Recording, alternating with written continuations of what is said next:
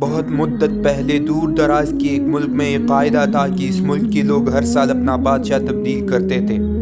جو بھی بادشاہ بنتا ایک عہدے نامے پر دستخط کرتا کہ اس حکومت کا 1 سال مکمل ہونے کے بعد وہ اس عہدے سے دستبردار ہو جائے گا اور اسی ایک دور دراز جزیرے پر چھوڑ دیا جائے گا جہاں سے وہ کبھی واپس نہیں آ سکے گا۔ جب ایک بادشاہ کا 1 سالہ دور حکومت مکمل ہو جاتا تو اسے ایک مخصوص جزیرے پر چھوڑ دیا جاتا جہاں وہ اپنی بقیہ زندگی گزارتا۔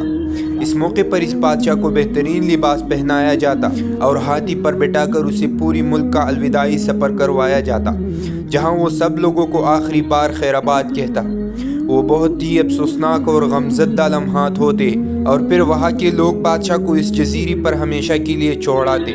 ایک مرتبہ لوگ اپنی پرانی بادشاہ کو جزیرے پر چھوڑ کر واپس آ رہے تھے کہ انہوں نے سمندری جہاز دیکھا جو کچھ دیر پہلے ہی تباہ ہوا تھا اور ایک نوجوان شخص نے خود کو بچانے کے لیے لکڑی کی ایک تختے کا سہارا لے رکھا تھا۔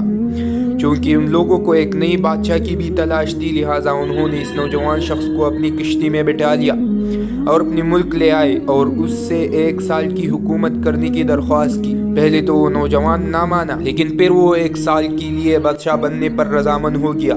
وہاں کے لوگوں نے اسے بادشاہت کے تمام اصول اور طریقے سمجھا دیے اور یہ بھی بتایا کہ 1 سال کے بعد وہ اسے پلا مخصوص جزیرے پر چھوڑ آئیں گے۔ بادشاہت کے تیسرے دن ہی اس نوجوان بادشاہ نے اپنی وزیر سے کہا، مجھے وہ جگہ دکھائی جائے جہاں گزشتہ تمام بادشاہوں کو بھیجا گیا تھا۔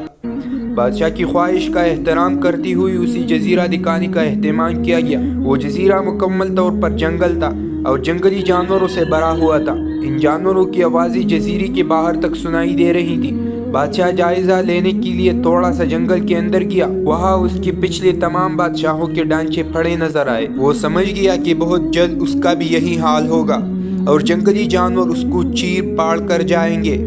ملک واپس پہنچ کر بادشاہ نے مضبوط توانا جسم کے 100 مزدور اکٹھے کیے، ان سب کو اس جزیرے پر لے گیا اور حکم دیا کہ جنگل کو 1 ماہ میں مکمل طور پر صاف کر دیا جائے، تمام خطرناک جانوروں کو مار دیا جائے اور سب پالتو درخت کاٹ دی جائے۔ وہ ہر ماہ جزیرے کا دورہ کرتا اور کام کی نگرانی بھی خود کرتا۔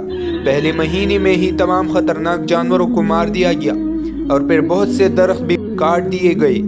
دوسرے ماہ تک جزیرہ مکمل طور پر صاف ہو چکا تھا۔ اب بادشاہ نے مزدوروں کو حکم دیا کہ جزیرے پر مختلف مقامات پر خوبصورت باغات تعمیر کیا جائے۔ وہ اپنے ساتھ مختلف پالتو جانور مثلاً مرغیاں، گائے، بھینس، بطخیں اور بھیڑیں وغیرہ بھی جزیرے میں منتقل کرتا رہا۔ تیسرے مہینے میں بادشاہ نے اپنے مزدوروں کو حکم دیا کہ ایک شاندار گھر تعمیر کرے اور اس جزیرے پر ایک بڑی سی بندرگاہ بنائے۔ گزرتے مہینوں کے ساتھ ساتھ وہ جزیرہ ایک خوبصورت شہر میں بدلتا جا رہا تھا۔ وہ نوجوان بادشاہ بہت سادہ لباس اور اپنی ذات پر بہت کم خرچ کرتا۔ اپنی بادشاہت کی زیادہ تر کمائی وہ جزیرے کو بنانے میں لگاتا رہا۔ 10 ماہ گزر جانے کے بعد بادشاہ نے اپنے وزیر سے کہا، میں جانتا ہوں کہ 2 مہینے بعد مجھے جزیرے میں چھوڑ دیا جائے گا لیکن میں ابھی سے وہاں جانا چاہتا ہوں۔ وزیر اور دوسرے وزراء اس بات پر متفق نہیں ہوئی اور بادشاہ سے کہا، آپ کو 2 ماہ مزید صبر کرنا ہوگا تاکہ سال مکمل ہو جائے۔ سال پورا ہو جانے کے بعد ہی آپ کو اس جزیرے پر چھوڑ جائیں گے۔ بالآخر وہ ماہ مکمل ہو گئی اور بادشاہت کا 1 سال ختم ہو گیا۔ حسب روایت وہاں کے لوگوں نے اپنے بادشاہ کو شاندار لباس پہنایا اور ہاتھی پر بٹھایا تاکہ وہ اپنی رعایا کو خیر آباد کہہ سکے۔ خلاف توقع یہ بادشاہ اپنی الوداعی تقریب پر بہت خوش تھا۔ لوگوں نے اس سے پوچھا، اس موقع پر تمام گزشتہ بادشاہ تو رو رہے تھے لیکن آپ ہنس رہے ہیں، آپ کی اس قدر خوشی ہونے کا کیا وجہ ہے؟ اس نوجوان بادشاہ نے جواب دیا، تم لوگوں نے داناؤں کا وہ قول نہیں سنا، جب تم ایک چھوٹے بچے کی صورت میں اس دنیا میں آتے ہو تو تم رو رہے ہوتے ہو اور باقی لوگ سب ہنس رہے ہوتے ہیں۔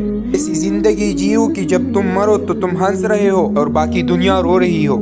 میں نے ایسی زندگی گزاری ہے جس وقت تمام بادشاہ محل کے رنگینوں میں کوئی ہوئی ہوتے تھے تو میں اس وقت اپنے مستقبل کے بارے میں سوچتا تھا اور اس کے لیے لائحہ عمل تیار کرتا تھا۔ میں نے اب جزیرے کو ایسی خوبصورت قیامگاہ میں تبدیل کر دیا ہے، میں اپنی باقی زندگی نہایت چین اور آرام و سکون سے گزار سکوں گا۔